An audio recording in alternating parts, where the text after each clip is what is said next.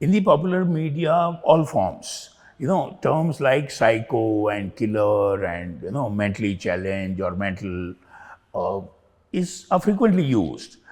As a professional in the field of mental health, it's of grave concern to me because people with mental illnesses, diagnosable and worthy of treatment, problems like schizophrenia, bipolar disorder, with great effort now across the globe and in India, we are now improving the attitudes in the society. People are becoming less fearful, more accepting of, people with mental illness. This group of, what can be seen as barbaric or inhuman criminal behavior is a different group altogether. Unfortunately, by common use of terms, they all get lumped. And so to me, it seems that the concern is that we should begin to now scientifically differentiate and put before the public the group of mental disorders, psychiatric illnesses, people with intellectual or developmental disabilities like intellectual impairment or dyslexia or autism, and the third group, which is actually not only core mental health, but it is actually an overlap between mental health, criminology and the judicial system. Mainly people with what was called psychopathic personality disorder is now called antisocial personality disorder. And to me, from the word go, it seems until today that this gentleman is a textbook example of antisocial personality disorder or psychopathic personality. The core of people with psychopathic personality or antisocial personality disorder is a total lack of respect for social values, other people around, self-gratification, cold, indifferent emotional relationships, and barbaric violence on occasions from time to time. One must clarify that there are also in textbooks of psychopathology and jurisprudence, there are types and types of psychopaths described. So there is the violent person with psychopath, there are the white collar crimes, there are the suave, successful people in the society who will fit in psychopathic personality profile.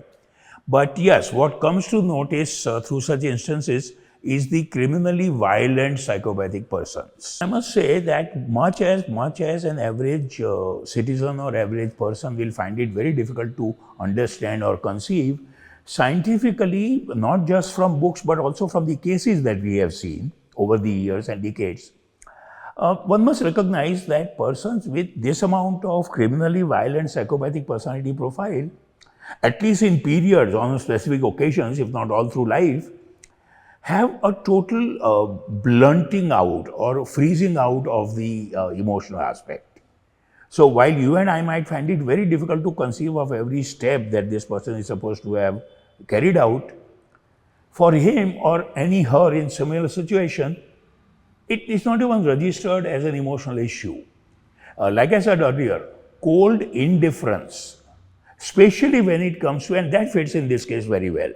Psychopath's central issue is egocentricity, as it's called, preservation and promotion of self.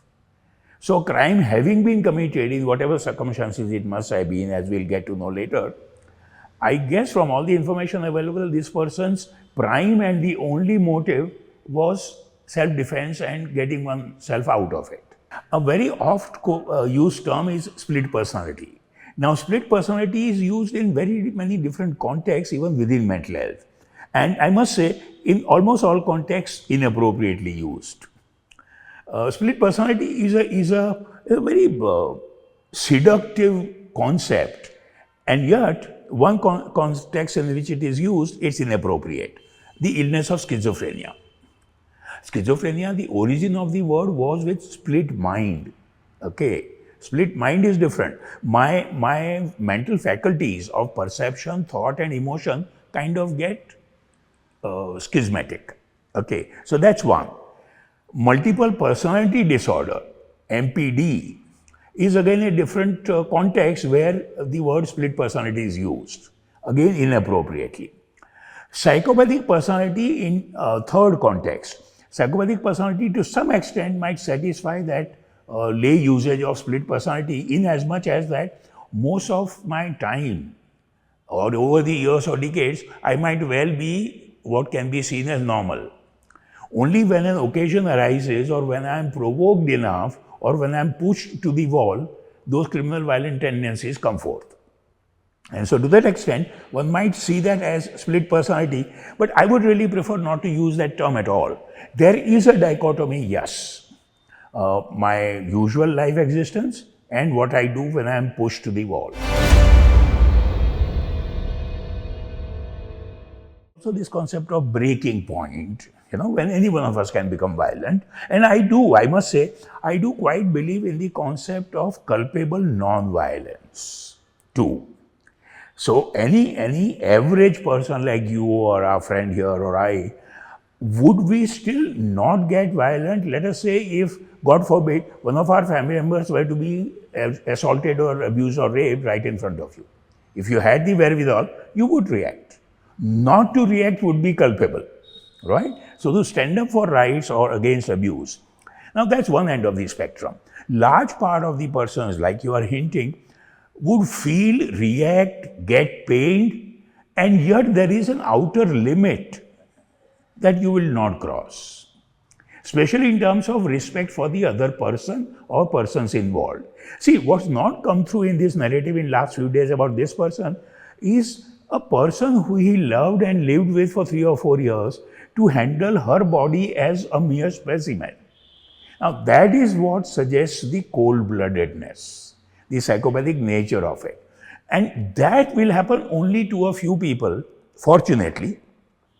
Across the globe, that will happen only to a few people who are genetically, biologically so vulnerable. There is, I'm sure you are aware, but it's worth highlighting, there is a strong biological genetic basis to psychopathic violent criminal behavior also. Of course, it is related to socio-cultural aspects. And so, the Americans have been seeing a lot of crimes of this nature for decades. We are beginning to see that now in Asia and South Asia because the society is rapidly transiting. A lot of these behavior patterns essentially highlight to me and to us professionals in the field of mental health and judiciary that core of the persona. So it's not mental state on a given day. The core of the persona which is cold indifferent. Let's go back a step. Any one of us, and I readily admit this at all levels, any one of us in our close relationships with partner, with spouse, with parents, with siblings, with friends, might turn from positive emotion to negative emotion. Love becoming hatred is not uncommon in human history and later common experience. But like I said earlier, there is an outer limit to that behavior. People with psychopathic criminal personality profile do not have those limits, especially when it comes to self-preservation. Since I have to protect myself, I will do whatever it takes. What is unthinkable again for most of us, and I keep saying this, fortunately for most of us, what is unthinkable is quite all right for people with this personality profile. So once I have set into, if such a person has set on a course like this person did, then obviously everything else flows from there. You see, the empathy or the sensitivity that you are referring to requires a normal psychological functioning. Persons with psychopathic personality profile do not have that core of empathy or sensitivity, or at least I'll qualify that further. Very often, the persons with this profile also might remain well socially integrated, seemingly, but decompensated state, so to say. When that is provoked, then the whole thing, the basic profile comes through. And so what would be inconceivable for most of us, you and I, would be quite all right for such person. Certainly, these people are without empathy, sensitivity for others, equally, as you said, lack of remorse or guilt. Again, to enlarge the picture that I referred to earlier, any one of us might, in theory, and I dare say even in practice, indulge in physical act of violence or unfairness to somebody or lack of sensitivity. It can happen, it's human. But most people would have some amount of sense of responsibility, guilt and corrective action. people with this psychopathic criminal profile, they do not have any lack of realization or guilt. Indeed, as it's now coming through, it's very synchronous with the knowledge that we have till now, that this person is possibly within these few days deliberately misleading the police. So throwing red herrings and clues, which can be confusing, again fits in very well with that personality profile. Usually what would happen when there are crimes of passion is that there might be resistance to confession. But once the person confesses, he or she is consistent and owns up the entire thing. Whereas a person with psychopathic personality profile is going to keep doing as I suspect this person is doing. Manipulation, besides the cold indifferent acts, total lack of sensitivity, empathy and guilt, is also a huge character trait of manipulation. So what we haven't touched upon in this chat till now is the last part that I mentioned. The ability to emotionally manipulate other people around. And so a classic psychopath can be very suave, very sweet and effective temporarily, God forbid, sometimes even for long. Like, again, from the available information till now, it would seem, from the last few days what we know, that he was successful in maneuvering her and her emotions, not only for those 3 or 4 years, but even the last few days. And that is where a word of caution is, if one might say. I've been going over this from day one.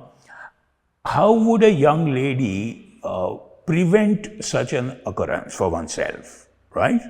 One good indication is for sure manipulative behavior, what is called pathological lying even where it's not required, and most importantly, if there is a tendency for inappropriate physical violence.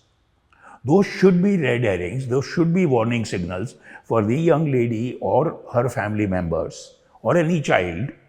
You know, I dare say a lot of child sexual abuse and assault, gruesome crimes like this, I do believe are related to the psychopathic profile. I agree with that conceptualization and concern that you have both. This or any such similar action that we keep reading about and talking about could happen to any one of us. Any one of us could be a victim. But like I said earlier, surely young women or young kids themselves need to be careful and their caretakers need to be careful. Having said that, let's consider that there is a genuine dilemma or a set of dilemmas there. For good or bad, leaving that debate aside, we are all across the globe going more and more towards the Western concept of autonomy and boundaries and space. So each one of us is learning to respect boundaries. I won't intrude in your life, you don't intrude in my life, don't take liberties, don't ask questions, don't pry. Unfortunately, the social isolation leads to the situation that you said. For example, here, I'm sure the girl's family, once they had moved to Delhi, the couple had moved to Delhi in May, must have been concerned. And as far as we know, they kept trying to trace. But this whole issue of freedom of space, individual and boundaries is actually a genuine dilemma. There is another dilemma there that I have been reflecting on. On the one hand, we want natural green spaces, even in urban pockets.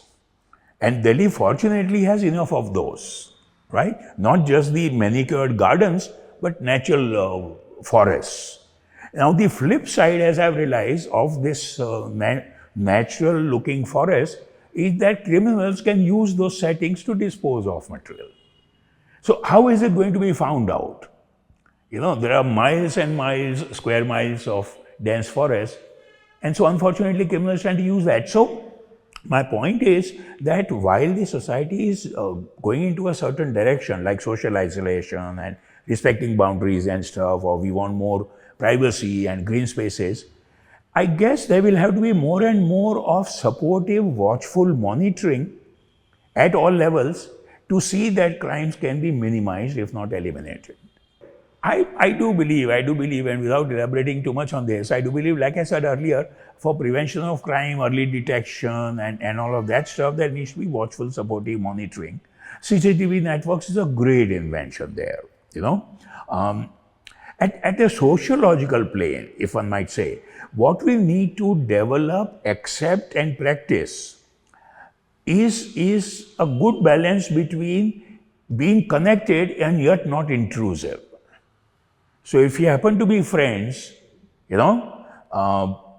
I have not heard from you for a few months, just a message or an email, that kind. It's a genuine human dilemma, I think. This whole issue of over-involved traditional joint families and society that we were, from that one end to the extreme New York City kind of existence, But I really do think that the answer is somewhere in being connected without being intrusive.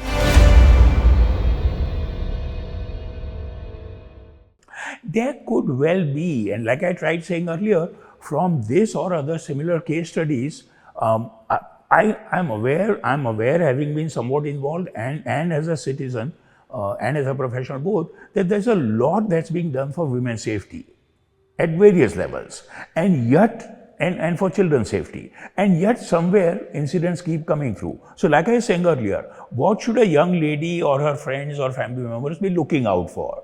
To repeat, in a relationship, again, not to go to an extreme, a lot of relationships go through ups and downs. There might even be verbal abuse, fighting, arguments, and occasional slap here and there. But a repetitive pattern of cold, indifferent relationships, lack of empathy or sensitivity, inappropriate physical violence, those should be the indicators to go fast. I do. In fact, for last few days, I've been wondering if this young lady in an alternate parallel universe, if this lady had made a few complaints to the crime against women cell, there would have been a track record, and possibly this could have been picked up. There would have been some preventive action. But for whatever fairly common individual and societal reasons, a lot of women prefer not to do that, either for emotional bond or, whatever sense of shame and whatever. So one thing is for sure, we need to get comfortable with more and more official machinery for monitoring human relationships. Traditionally, that may not have been so, and we all have a sense of privacy and, but in the 21st century, all of us will have to start getting comfortable with official, if not societal and legal monitoring of what we do, even if we are colleagues, even if we are working on the same team or if we are neighbors. I do think that, some professions lend themselves to exposure to the underbelly of the society, especially the criminal violent behavior, much more. The police, the first group, lawyers and judicial officers, the next. Some of us in mental health or health profession who work with, criminal systems.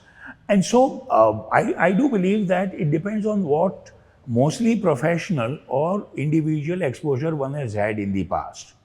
Still, a large majority of the people kind of tend to get horrified at it, which is perfectly normal. But to repeat, that sense of horror, that sense of everything that one feels, must prevent us from not going overboard in the terms that we use, psycho killer, and things of that nature, because unknowingly, inadvertently, we might end up doing much more damage to a larger cause of public attitudes toward mental illness. I might also say this, law also, as per science, law also differentiates between diagnosable mental illnesses where the person might get benefit of the clinical or legal definition of insanity. A person with psychopathic personality disorder will not get that benefit. So even law recognizes, unfortunately, as I see it, a lot of our friends in media, and over time the sensitivity is becoming better than it was 10 or 15 or 20 years ago, and yet that sense of horror gets converted to hyperbole. And what I think is required is a bit of self-restraint for hyperbole. It's quite possible that it's being discovered and reported and discussed much more with all the media activism, and which is for good. At the same time, it's also incorrect to believe that it never happened. I mean, you might or might not remember, I was also a young kid. The first well-reported, documented case of serial killer in India was the Raman Raghav in the late 50s and early 60s in Mumbai. Okay, so it's not as if it has not been there. Having said both of those things, I will agree that, like I said earlier, societies which are undergoing a rapid flux, especially about the paradigm of collectivism, collectivistic society to individualistic society, from responsible citizen society to pleasure-seeking individuals, it's likely to happen that we will have more people with personality disorders, we will have more people with criminal psychopathic behavior. And so, as a society, as a legal system, as a criminal jurisprudence system, yes, we need to get alerted to this much more than perhaps we are.